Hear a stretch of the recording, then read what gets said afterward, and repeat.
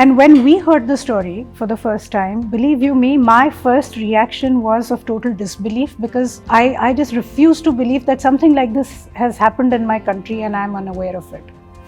It's a heart-wrenching story of pain, struggle and survival. And trust me, while reading the script, I could feel and imagine the same pain which I had seen on those videos. Now this was like jumping into the same ocean, which I was always avoiding. It's a mission for justice. It is a part of our history which no one knows about.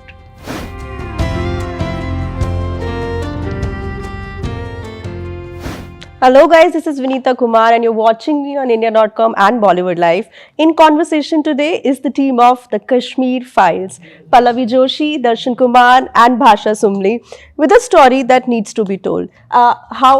How important is this film for us, for you and for the viewers entirely? Because you know, this is an important story. And I think it took us, around 30 years? The industry took like around 30 years to tell this story. I'll start with you, Pallavi. Vinita, this is, as you said, a 32-year-old story. Yeah. And unfortunately, this is a reality which never came in front of us. It was suppressed by the politics, the media, the system of the times gone by. And it wasn't just suppressed to a level where they managed to find a voice later. They just did not get a voice ever, you know. In the last 30 years, I don't think their story has traveled to the corners of India. I don't think it has really traveled beyond Jammu or Delhi. And when we heard the story for the first time, believe you me, my first reaction was of total disbelief, because I failed to believe, I just refused to believe that something like this has happened in my country and I'm unaware of it. Because I take great pride in calling myself an aware citizen. I know what's happening around the country, though I may not be on social media, but I'm abreast with all the news. And how can something like this, something so huge and so brutal, just completely slip, my notice? But it was only when the research started coming in and I realized that no, it's my shortcoming. You know, I never got to know this. So there was this tremendous sense of guilt, this tremendous sense of feeling like a very, very small person when we started listening to these tragedies. At the same time, there was another layer of heavy betrayal, you know, a great sense of betrayal that this was all hidden from me. Yeah. And when we realized the gravity of the situation, the gravity of what the Kashmiri Pandit community, as a whole community, went through, we realized that it's not just any small story of, somebody being forced out of the valley. It is a story of a genocide. Right. And this needs to be told to people. If our country has faced a genocide, not in the years gone by, not in the pages of history, it has happened while we were still living. Right. I was a young woman standing on my own 2 feet. I had started earning my bread and butter when this happened and I didn't know about this. Right. I mean, how awful is that? So we decided that we have to make a film on it. See, politically we cannot do anything because that's out of our hands. But we are in the field of mass communications. So we decided that we need to take the story to the masses. We need to tell the people of India as a whole of what happened to their own brethren. Yeah. This has happened in Kashmir today. Tomorrow, if the same problem happens in some other state of our country, are we again going to stay silent and, turn a blind eye? So, yes, it took 32 years because as far as I'm concerned, I'll tell you, I didn't know the story until before that. But when I came to know, I decided to, take some steps in that direction. And we decided to make a film and show the truth of Kashmir to the people of India. Right, right. Darshan, I was talking to you before this and you told me that, I was asking you that, do you enjoy promotion? And you said that, this film needs to be promoted. So I can see the excitement there, like you want to go forward with this story. I also want to understand, is this story has also empowered you as an artist somewhere? As you know, it's a brutally honest film about a true horrible incident that happened in 1990. Yeah. And it's a heart-wrenching story of pain, struggle, and survival. And I believe one should know about this story, as it's a reminder to all the people of the world to stand united and fight against the brutal acts of terrorism. So that's what we all feel, and that's what we want to convey through this film. And I believe people will understand after watching this film. And yeah, so we have put our heart and soul in this film, and I think people will like it. Bhasha, when I saw you, and when I watched the trailer, there was this one thing, and when I, of course, then watched the other interviews and other people talking about you, your character, I wanted to know this from you. Was this film more emotional, and did it mean more to you than the rest of the actors, than the rest of the artists? See, I can't compare, but I would say as a member of this community, which is the genocide victims or genocide survivors, Right. As an individual, if you talk about every Kashmiri Hindu, whether they are in US or Jagti camp or Delhi, Mumbai, elsewhere, everybody has one similarity, and that is that we are all suffering PTSD. Myself, at some level, I also suffer that. My mother tells me that last night when I woke up, I thought that I was in my upper room in study in Kashmir. The house doesn't exist now. Yeah. But she always tells me that, and I just avoid the topic. So this is our daily routine. So as an individual, I would say I always used to avoid these topics. In my college, there was a moment when they collected funds, all the students, and they said, let's make a trip to Kashmir. Yeah. I stepped out. I said, go to anywhere else, Meghalaya, Northeast. India has so many beautiful states. Now, Kashmiri saying that avoid Kashmir is because I didn't want to revisit all those things. So as a Kashmiri, as a member of this community, I always used to avoid this. But when sir and ma'am, they selected me for this, now this was like jumping into the same ocean, Yeah. which I was always avoiding.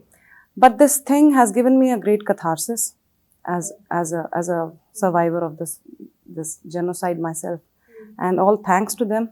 I cannot thank them enough all my life. So, when we usually ask actors, say, they tell us that they have their own defense mechanism when they are on the set, and then they have their own, everybody has their own defense mechanism. They go back to who they are, and then, the life on the set is just that. But for you, how you are mentioning this, I'm sure because this has lived with you, you haven't gotten out of it. So, how did you actually garner that kind of courage to say yes to this and then being a part of it? Because of course, I understand that this was with you, living with you, the story was living with you, but the depth would have just increased now. Yeah. It does. It happens. But I would say, being a victim of the same thing, I've been always vocal. I've been always an activist also. And like whenever I went to National School of Drama only for this purpose. I was also selected for other colleges like Jamia Millia and IIMC. But I don't know why I chose theatre, because as an actor, I felt that it gave me a kind of catharsis. So the reason to choose arts was only this, that someday as an artist, maybe I'll be able to contribute, and maybe I'll be able to, be the voice of my community, because I have people in my community from different areas, like from legislature, from administration. They've all tried their bit. I thought that this would be my forte. So I chose art. Now this, this project, it's always been, it's been a divine, I would say, intervention. First of all, somebody taking up this initiative, I was actually, it was hard for me to believe. Taken aback, yeah. For my family also. Yeah. My father said, oh, that's great, but would it get released? Because our truth is so brutal. Would it actually, even if they make it like completely as it is, Yeah. would it finally come out? And we're all facing these challenges Yeah. of releasing it finally, you see. Right. So we had kind of accepted, we as a community, I'm saying, that हमारी बात कोई कर ही नहीं पाएगा. Right. So, but they are they I have think, made yeah. history. Yeah. They've made history. Yeah. Both ma'am, sir, and entire cast. Right. Darshan ji, everybody who said yes to this project. Yeah. I sincerely am grateful to them. Yeah. On behalf of my entire community.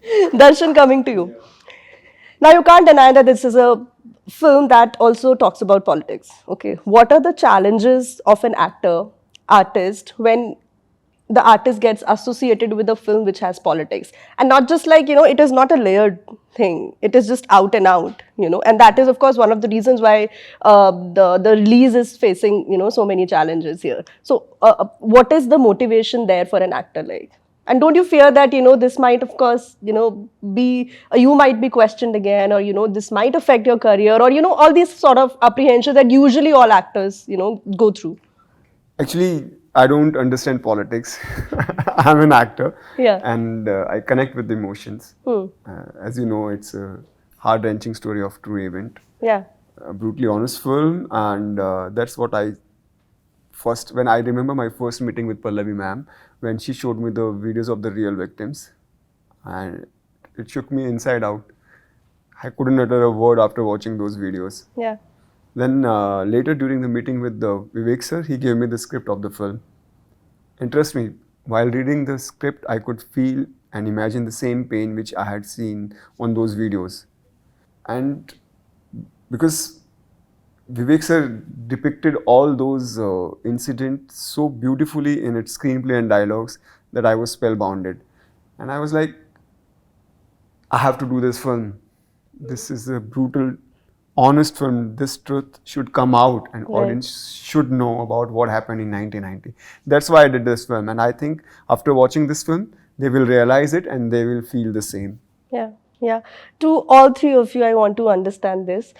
When you do a film like the Kashmir Files, Pallavi, is also for you because your husband is the director of the film.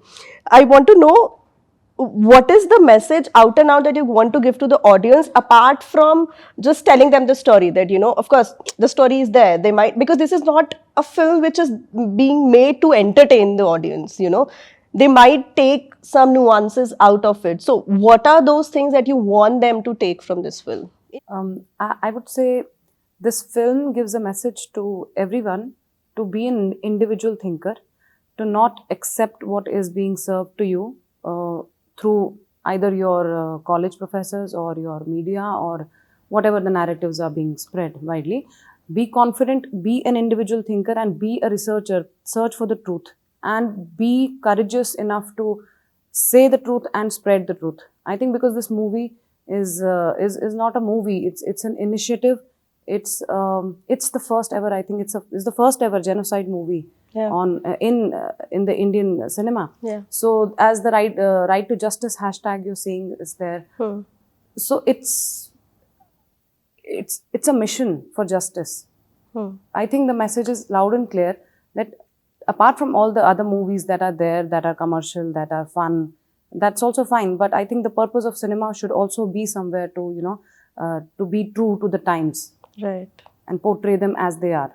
Right. Darshan. It's a brutally honest film. It meant for today's audience who wants to see content-oriented, realistic cinema. Since it's based on a true story, it has an edge of seat of your thriller and with a great message. So this film is for you, and you go and watch and you will realize that humanity is the main thing. Pallavi. See, when you talk about Kashmir Files, I would like to clarify one thing, that this is a regular feature film. Yeah.